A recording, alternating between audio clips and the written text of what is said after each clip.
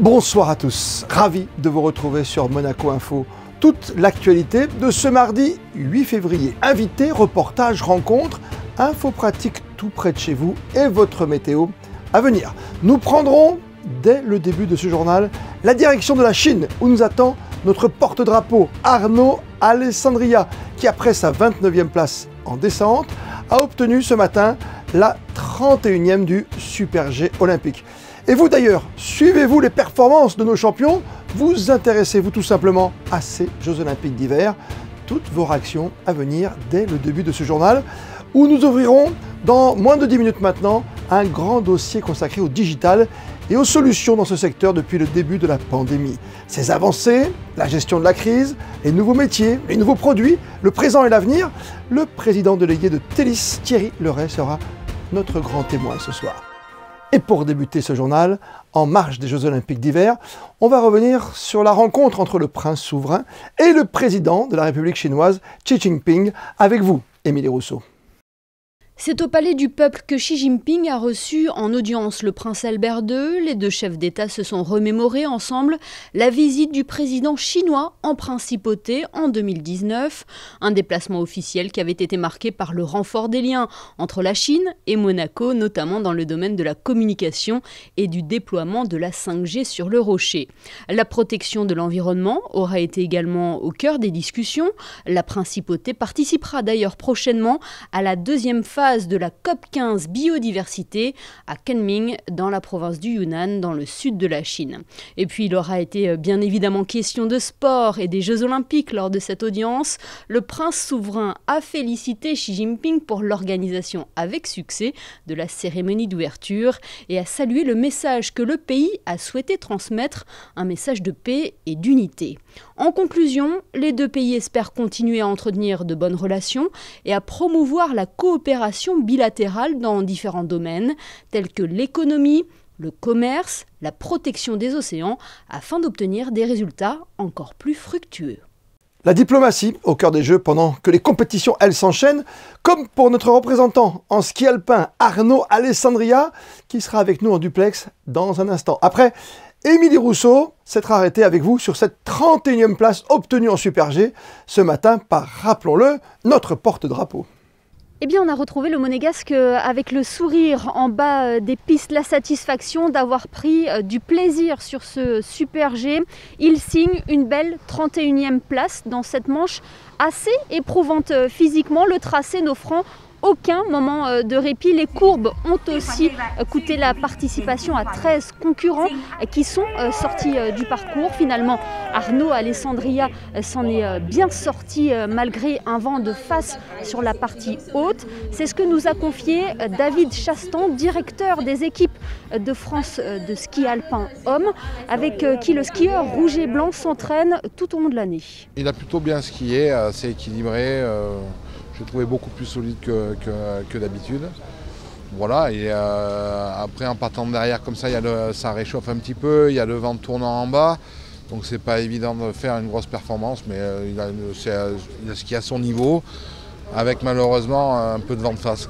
31e place donc pour Arnaud Alessandria dans ce Super G, à 4 secondes 74 du premier, l'Autrichien Matthias Mayer. À Yankin, Émilie Rousseau avec Alessandra Marangoni pour Monaco Info. Et sans plus tarder, on retrouve, comme promis, Arnaud Alessandria devant le site olympique. Bonsoir Arnaud. Bonsoir. Notre porte-drapeau monégasque bien sûr, 29e de la descente et 31e aujourd'hui du Super G. Ça veut dire que vous êtes un vrai top 30 quoi quelque part. C'est ce que vous recherchiez? C'était un objectif, oui. Vous étiez déçu par rapport à la descente. Ce matin, c'était quoi le problème? C'était le vent de face, surtout, on l'a entendu avec Émilie Rousseau? Bah, j'ai vu avec les coachs, donc apparemment j'ai pris un peu de vent de face sur le haut du Super G. Après sur le reste du parcours, j'ai été un peu gentil. J'ai un peu mis les skis en travers sur certaines portes. Donc là, ça vient que de moi. Vous avez ressenti cette pression olympique, même sur le stade, par rapport même à la cérémonie d'ouverture? Il y avait déjà beaucoup d'émotions, bien sûr. Hein. Pas tellement de la pression, mais plus de l'émotion, de la joie et un honneur aussi de pouvoir participer et de représenter Monaco sur ces Jeux Olympiques. Vous avez ressenti ce petit frisson, là, cette boule dans le ventre? Oui, on a toujours de l'appréhension au départ d'une course. surtout en vitesse où c'est quand même on prend quand même pas mal de risques. Souvent les coachs disent que le jour où on a plus d'appréhension, ça commence à être dangereux et qu'il faut penser à faire autre chose. La compétition continue, vous faites le combiné? Oui, je participerai au combiné. Donc demain on a un entraînement de descente encore. Et ensuite, donc le 10, ça sera l'épreuve du combiné. Vous pensez briller un peu plus haut encore, monter dans le top 30, dans la hiérarchie? Au niveau du plaisir, la première manche en descente, oui, j'adore ça. Le slalom, c'est un peu moins ma tasse de thé. Donc je vais faire du mieux que je peux et on fera le bilan en bas. Il y a une petite pensée pour les autres copains qui sont engagés évidemment dans ces Jeux Olympiques, c'est-à-dire le bobsleigh. Là, il y a une belle chance aussi de rentrer dans le top 10 cette fois. J'ai parlé avec eux, ouais, ils sont motivés. Ils vont donner leur meilleur, le maximum et on verra après le résultat. Mais oui, en tout cas ils ont de bonnes chances. Quand on voit que votre copain d'entraînement, Johan Claret, fait deuxième à 41 ans, ça vous donne envie de continuer pendant combien de temps, vous, le ski? Forcément, ça fait rêver, hein, mais après, c'est pas qu'une question d'âge, c'est beaucoup aussi, ça va beaucoup dépendre du physique, des blessures et puis aussi des résultats. Donc ça, on verra année après année si ça vaut le coup de continuer ou pas. Vous êtes arrivé parmi les premiers à Pékin aux Jeux Olympiques, puisque la descente, c'est toujours l'épreuve reine qui débute, qui ouvre le bal des Jeux Olympiques. Vous avez déjà des petites images comme ça? C'est quoi le plus fort? C'est de rentrer avec le drapeau pour vous, par exemple, dans le stade olympique, dans le nid d'oiseau? Oui, c'est sûr que rentrer dans le stade olympique avec le drapeau, c'était quelque chose de très très fort. Et je pense que c'est une image qui va rester gravée très très longtemps, voire à jamais dans mon esprit. On est content de vous soutenir. Vous avez reçu beaucoup de messages de la part des résidents monégasques, des monégasques tout entiers qui suivent le sport, évidemment, qui suivent ces Jeux en entier.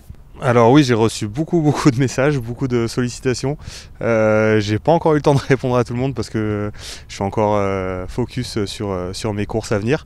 Mais oui, je prendrai le temps de répondre à tout le monde une fois que j'aurai fini mes épreuves. Vous avez le temps de voir ce qui se passe un petit peu à côté. Quand on est aux Jeux Olympiques, on a le temps de sortir de sa bulle où c'est compliqué pour des raisons tout simplement et naïvement sanitaires. Nous, on est dans une bulle, donc à part le village olympique et les sites de compétition, on n'est pas autorisé à sortir. Mais sinon, non, c'est village olympique, ski, ensuite récup, sport. Donc non, on n'a pas trop l'occasion de se balader. Question neige pour conclure. On a vu qu'il y avait un petit peu de vent, que la neige était une neige complètement artificielle. Ça vous a séduit? Ils ont fait un travail assez remarquable, même s'il peut être contesté au niveau de l'environnement? Alors déjà, ils ont fait un travail remarquable au niveau de la station. C'est des infrastructures juste monstrueuses qui marchent super bien. Après, au niveau de la neige, j'ai pu voir que ça faisait pas mal polémique. Mais il faut savoir que nous, en ski alpin, 100% des courses, on skie sur neige artificielle. Ici c'est un peu plus choquant parce que oui, autour des pistes, il n'y a pas de neige, c'est vert. Mais ça nous est déjà arrivé en Coupe du Monde d'avoir des bandes de neige et de courir sur une bande de neige avec l'herbe à côté. Merci 1000 fois Arnaud Alessandria d'avoir été avec nous en duplex, avec nos envoyés spéciaux évidemment qui sont à vos côtés à Pékin pour Monaco Info. Merci, à très vite sur les pistes. Merci beaucoup. Et question du soir. Et vous, suivez-vous de façon assidue ou pas ces Jeux Olympiques d'hiver de Pékin et plus particulièrement les performances de nos athlètes monégasques? Vanessa Dessy est allée avec Olivier Bonello à votre rencontre. Je trouve ça un peu poussé peut-être au niveau sanitaire, enfin de ce que j'ai entendu dire, mais après, non, je suis pas trop, non. C'est très bien que Monaco, de toute façon historiquement parlant, avec ne serait-ce que par la présence du prince aux Jeux Olympiques à 6 reprises je crois, donc c'est bien que Monaco soit représenté donc, à ces Jeux Olympiques. J'ai suivi quelques épreuves, mais autrement, vous voyez, je suis en pleine garde de petits-enfants, donc comme ils ne sont pas forcément très intéressés, on fait les Jeux Olympiques chez nous. Oui, j'ai beaucoup aimé, mais ce que je préfère, c'est le ski acrobatique, parce que j'adore voir les figures. Bobsleigh, ouais, c'est le sport que faisait en plus le prince, donc c'est sympa d'avoir des sportifs dans ce domaine-là. Je pense que c'est bien pour la principauté d'avoir deux représentants de Monaco. Ça permet de voir qu'à Monaco, on a quand même aussi des sportifs qui sont aux Jeux Olympiques mondiaux, je veux dire. Le reste de l'actualité du jour, c'est avec vous, Christine Datomel. Bonsoir.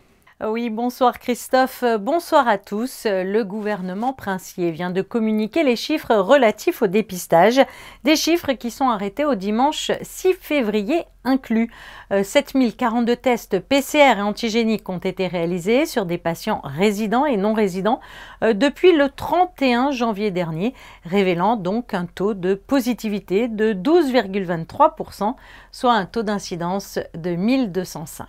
Et si le taux d'incidence est en baisse, et de fait moins alarmant, le télétravail pour l'instant est toujours recommandé et maintenu notamment dans les services de l'État.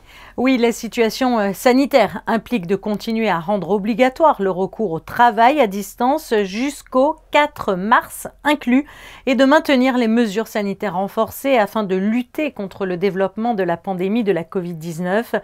Il est rappelé que s'agissant du télétravail obligatoire, il s'applique tout en continuant d'assurer l'ensemble des missions dévolues, notamment en matière d'accueil du public, pour lequel il demeure fortement recommandé de privilégier les échanges, soit par téléphone, soit par courriel ou encore par téléservice, lorsque cela, bien sûr, est possible pour l'usager. Une conférence médicale vient de se tenir au pavillon Monaco 2020 à Dubaï, Christinda. Effectivement, Christophe. Et à cette occasion, une délégation de médecins de l'IM2S a pris la direction de Dubaï pour certes y découvrir le pavillon de Monaco, mais surtout pour participer à cette conférence médicale de la plus haute importance.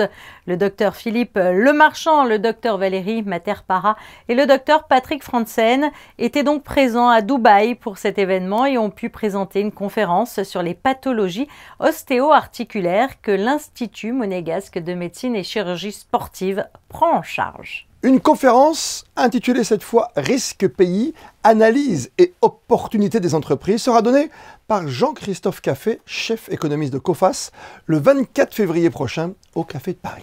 Oui, seulement 10 jours après le célèbre colloque Risque pays de Coface qui se tient chaque année à Paris. Dans cette conférence, l'économiste en chef Jean-Christophe Caffé propose aux entrepreneurs monégasques une nouvelle analyse pour mieux maîtriser les risques et optimiser le développement à l'international de leur société. Expert des marchés de l'énergie, Jean-Christophe Caffé occupe la fonction d'économiste en chef du groupe Total Énergie depuis 3 ans maintenant et est passé maître dans l'établissement des prévisions macroéconomiques.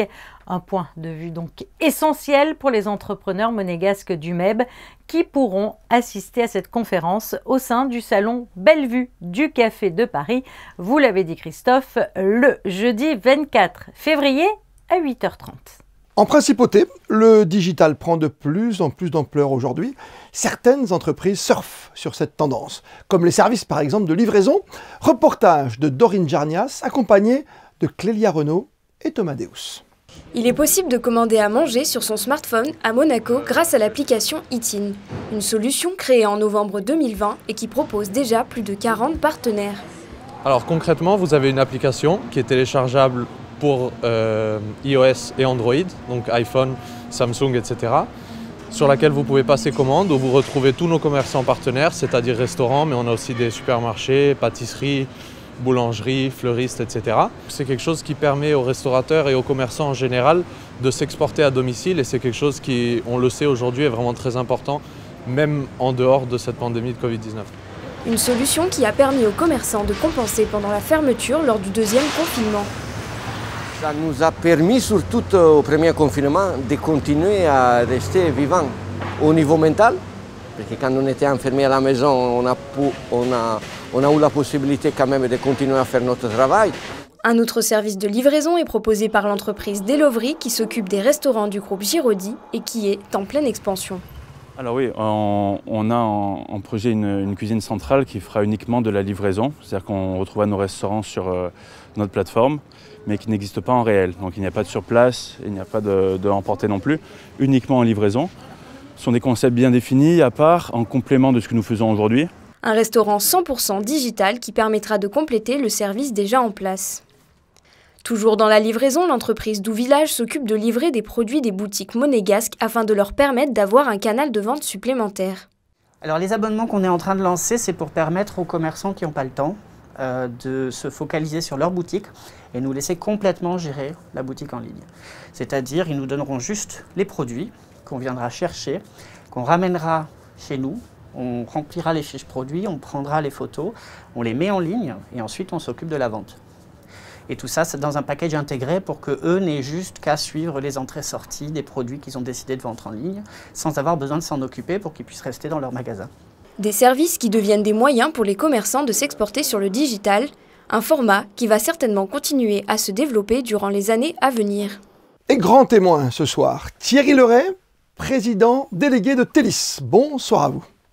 Bonsoir. On va parler de solutions digitales pendant la crise. On a vu que le secteur de la livraison avait évolué depuis 2 ans maintenant. On s'est déjà parlé sur Monaco Info.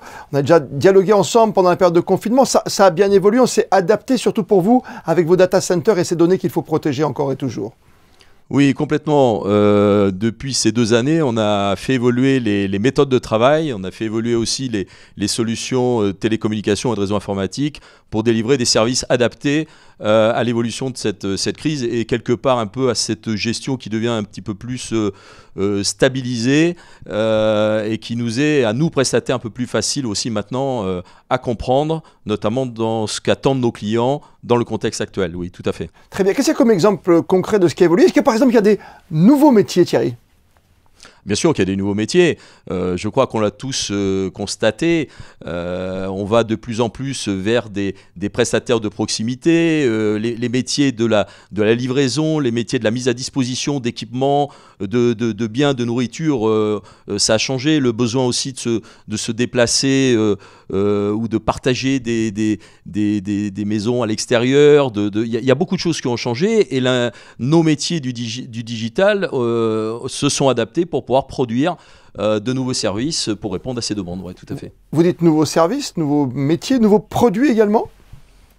Alors, nouveaux produits, pour nous, ce sont souvent des solutions logicielles que nous développons d'ailleurs en Principauté de Monaco. Ça, c'est avec notre filiale EasyOne.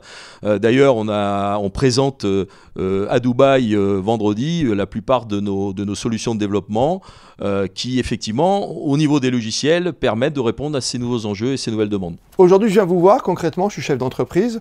Mon entreprise est en train vraiment de fonctionner à merveille dans un domaine qui est virtuel pour l'instant entre nous deux. Mais voilà, je viens vous voir, vous me conseillez à tout niveau, ça va quoi? De ma comptabilité jusqu'à la vente, à l'achat?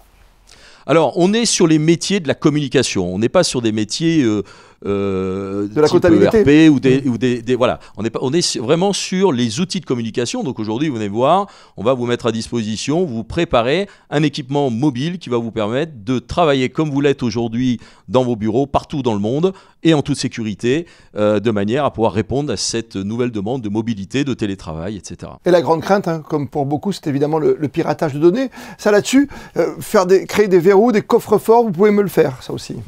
Ah, plus que ça, c'est qu'aujourd'hui, nous sommes les premiers à avoir un coffre-fort en Principauté de Monaco qui est hébergé dans notre data center, dans Monaco Data Center. C'est un coffre-fort de données dans lequel, d'ailleurs, avec notre filiale Actis, nous hébergeons un grand nombre de bulletins de salaire, entre autres, puisqu'on est très avancé sur la partie dématérialisation des documents. Voilà. Vous savez qu'il y a 20 ans, il n'y a pas de téléphone portable et qu'il y a 10 ans, il n'y a pas d'iPad non plus, on ne l'oublie pas. Qu'est-ce que c'est qu'aujourd'hui, pour vous, philosophiquement parlant presque, être connecté finalement, Thierry Leray? La vraie problématique, c'est aussi savoir être connecté intelligemment. Vous savez très bien que vous ne pouvez pas à la fois communiquer avec votre iPad, votre iPhone, un poste, un téléphone sans fil, etc. et j'en passe. Donc la vraie problématique, c'est d'être connecté intelligemment. C'est pour ça qu'on parle aussi des fois du droit à la déconnexion. Il faut savoir aussi se reposer, dormir, sinon ça ne marche pas, etc. Donc c'est tout l'enjeu de nos entreprises, c'est de savoir connecter les utilisateurs d'une manière intelligente. Voilà. Tu seras un homme, mon fils, demain. Qu'est-ce que je lui conseille comme travail aujourd'hui? C'est de rentrer chez Télis, de rentrer dans le digital, de rentrer dans ces grandes données, dans ces grandes databases? Moi, je ne conseille pas à mon fils aujourd'hui, à mes 2 garçons, de rentrer forcément dans le digital. Je pense que les générations vont avoir de nouveaux métiers, une nouvelle version des métiers qui existent. On aura toujours besoin de boulangers, de plombiers, etc., etc. Je pense que c'est la méthode de travail et la méthode de connexion qui va être différente. Donc moi, je lui conseillerais de suivre l'évolution des technologies dans les métiers qu'ils aiment, mais pas forcément d'aller là ou là. Heureusement, je pense qu'on aura besoin encore pour très longtemps de beaucoup de nos métiers aujourd'hui, mais ils seront différents et on travaillera différemment. Merci. 1000 fois en tout cas d'avoir été avec nous. Thierry Leray, c'est toujours important de parler de digital dans notre monde d'aujourd'hui, surtout pendant cette longue période de crise sanitaire. Merci à vous. Ouais. Merci beaucoup. Merci, bonsoir. Cette année, nous célébrons un double anniversaire, le centenaire des commémorations de la disparition du prince Albert Ier et autre grand événement de cette année 2022, le musée d'anthropologie préhistorique de Monaco célèbre, lui, ses 120 ans. Et le prince scientifique n'est autre que le fondateur de ce lieu. Un colloque international sur les premiers peuplements préhistoriques des Alpes-Maritimes, de Monaco et de la Ligurie se tient en principauté jusqu'à demain soir. Nous vous l'avons présenté hier, ce colloque, et aujourd'hui, Alexandra Pani et Olivier Bonello ont assisté à la deuxième matinée de rencontre. Nous vous amenons pour un voyage de plus de 400 000 ans à la rencontre des premiers foyers préhistoriques dans les Alpes-Maritimes, à Monaco et en Ligurie. Alors que l'homme est déjà présent sur le littoral méditerranéen il y a plus d'1 million d'années, comme dans la grotte du Vallonnet à Roquebrune-Cap-Martin, c'est vers moins 400 000 ans que des Homo erectus domestiquent le feu sur le site de Terra Amata à Nice. C'est une rare région du monde où il est possible de suivre toutes les grandes étapes de l'évolution morphologique et culturelle de l'homme. L'homme était à cette époque-là n'était pas un chasseur, il était surtout un charognard. Et il était en compétition avec la hyène géante pour avoir accès à des carcasses abandonnées par de grands carnivores, ou par la hyène elle-même d'ailleurs, pour récupérer de la viande sur les carcasses. Pendant tout le Quaternaire, il y a des cycles climatiques qui durent 100 000 ans, avec des périodes froides qui sont un peu plus longues que les périodes chaudes, des périodes froides de 80 000 ans, séparées par des périodes chaudes de 20 000 ans. Et pendant les périodes froides, le bœuf musqué, qui vit actuellement au-delà du cercle polaire, le renard polaire, le renne vivait sur le littoral méditerranéen, on trouvait du renne dans les grottes de Grimaldi, et pendant les périodes chaudes, c'était le cerf et le daim qui dominaient le paysage, et même l'hippopotame.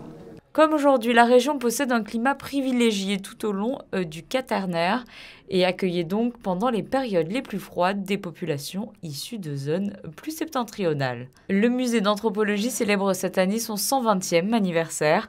Créé en 1902 par le prince Albert Ier, il a pour vocation d'exposer les résultats des nombreuses fouilles pratiquées en principauté et ses environs, des fouilles encore pratiquées actuellement. On prospecte par exemple tous les chantiers de construction de Monaco pour voir s'il y a du patrimoine à sauvegarder, à étudier.